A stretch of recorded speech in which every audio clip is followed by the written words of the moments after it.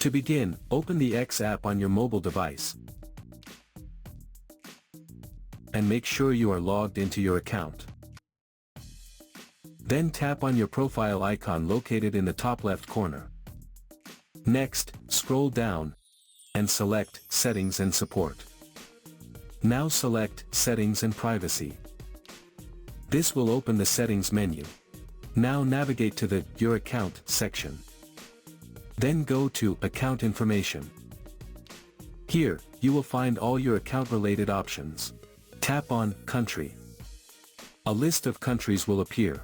You can either scroll down and select your country, or use the search bar to quickly find and choose it.